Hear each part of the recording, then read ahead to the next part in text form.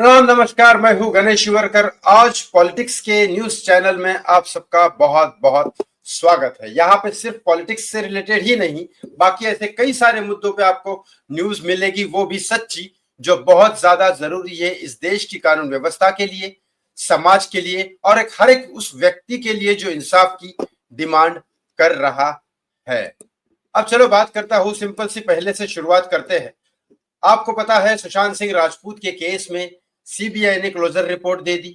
Yes, मैं पूरी की पूरी इस वीडियो में खबर बता देने वाला हूं कि सुशांत को इंसाफ मिलेगा या नहीं मिलेगा।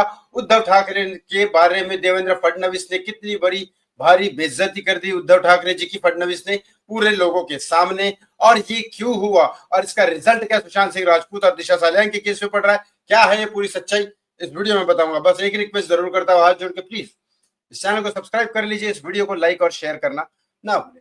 सुशांत सिंह राजपूत के सीबीआई ने क्लोजर रिपोर्ट दे दी। इस क्लोजर रिपोर्ट के ऊपर बीजेपी के बहुत सारे नेता ने सिर्फ एक ही चीज बोली कि मुंबई पुलिस उस सरकार के अंडर में थी जब उद्धव ठाकरे की सरकार थी, तो उद्धव ठाकरे ने मुंबई पुलिस को ऑर्डर दिया और सबूत मिटाए। तो इसमें हमारे सीबीआई की गलती नहीं है। ऑफ कोर्स बीजेपी वाले की एजेंसी है, सीबीआई सेंट्रल मिनिस्ट्री से आती है, तो वो अपने एजेंसी को बुरा कैसे बोल सकते हैं। दूसरी बात, ये केस बाद में अब दिशा सालियान का कोर्ट में चल रहा है और अभी भी सीबीआई की क्लोजर रिपोर्ट कोर्ट ने एक्सेप्ट नहीं की है, तो दोनों केसेस कोर्ट में उलझ के रह गए हैं। एक तरह से देखा जाए तो पता चलेगा 2 अप्रैल को दिशा का और 8 अप्रैल को सुशांत का।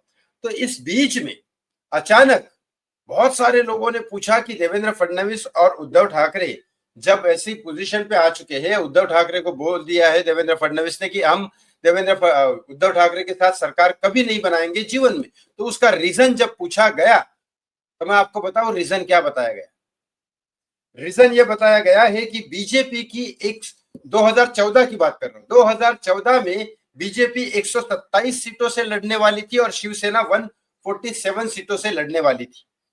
तो देवेंद्र फडणवीस ने कहा कि आप 151 सीटों से लड़िए, क्योंकि ये 4 जगह जो है हम वहां में वीक है, आपके लोग जीत सकते हैं यहाँ पे। लेकिन शिवसेना के उद्धव ठाकरे ने ऐसा नहीं किया, और ये अगर करते 147 की जगह 151 सीटें अगर लड़ते, तो देवेंद्र फडणवीस ने और बीजेपी ने वादा किया कि नेक्स्ट सीएम आप रहोगे और मैं डिप्यूटी सीएम रहूंगा।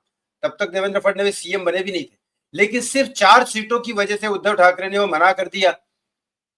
और फिर उसके बाद ये हाल हुई कि 2014 में उद्धव ठाकरे से भी ज्यादा सीटें फडणवीस साहब को मिली और इस वजह से फडणवीस साहब को सीएम बनाया गया। ये खंत जो हार्ट में, दिल में लग गई उद्धव ठाकरे की। 2019 में भी इन्होंने साथ में इलेक्शन लड़े, उस समय भी बीजेपी मैक्सिमम वोटों से जीत गई। उद्धव ठाकरे ने उस समय कहा कि सीएम बना दो, लेकिन उस समय उन्होंने बात नहीं मानी। अब तो मैक्सिमम सीटें आ गई, तो उन्होंने कहा डिप्टी सीएम वगैरह करो। तो साथ में पूरे के पूरे इलेक्शन लड़ने के बाद 2019 में अचानक उद्धव ठाकरे पलट के एनसीपी, शरद पवार की एनसीपी और कांग्रेस की राहुल गांधी, नाना पटोले के साथ मिलके उन्होंने सरकार बना दी 2019 में। फिर 2020 में कोरोना आया, फिर सुशांत सिंह राजपूत की और दिशा सालियान की हत्या हुई। वो साधु जो थे बेचारे पालघर के, उनकी हत्या हुई, कोरोना स्कैम हुआ, बहुत सारी चीजें हुई। सरकार ये सारी चीजें संभाल नहीं पाई। ये सारा का सारा देवेंद्र फडणवीस ने सबके सामने कह दिया है कि भाई ये हुआ है रियल कांड। सिर्फ 4 सीटों की वजह से इतना अहंकार, इतना सारा भरा हुआ है उद्धव ठाकरे के अंदर। 4 सीटों की वजह से उन्होंने सीएम की पदवी को छोड़ दिया और इतने साल का गठबंधन सीएम की पदवी के लिए उन्होंने हमारे साथ तोड़ दिया। और ये तोड़ने के बाद जो सारी चीजें चल रही है, आज भी देवेंद्र फडणवीस ये कह रहे हैं कि मैं बिल्कुल ही इस चक्कर में नहीं पड़ने वाला हूं, ना दिशा से ना सुशांत के। अब तो उन्होंने हाथ खड़े कर लिए। उन्होंने कहा कि ये केस कोर्ट में चल रहा है, अब ना मेरी एसआईटी टीम की जांच कुछ करेगी, ना किसी की चीज कुछ करेगी। अब कोर्ट डिसाइड करेगा सबूतों के तौर पे। सबूत होंगे तो ये आदित्य ठाकरे और ये सब के नाम जो लिए जा रहे हैं नीलेश ओझा की तरफ से, वो अंदर जाएंगे, नहीं होंगे तो बाहर होंगे। अब देवेंद्र फडणवीस अपनी तरफ से कुछ नहीं करने वाले, क्योंकि उस समय उन्होंने कहा कि इतने घनिष्ठ संबंध हमारे थे, और आज भी शायद उन संबंधों को रखने के लिए देवेंद्र फडणवीस ये कर रहे हैं। ये सारी जड़ थी। एक्चुअली देखा जाए तो ये प्रॉब्लम था दोनों के बीच में। अगर शायद उस समय 4 सीटों के लिए उद्धव ठाकरे मान जाते, तो जीतना तो बीजेपी और शिवसेना को ही थे।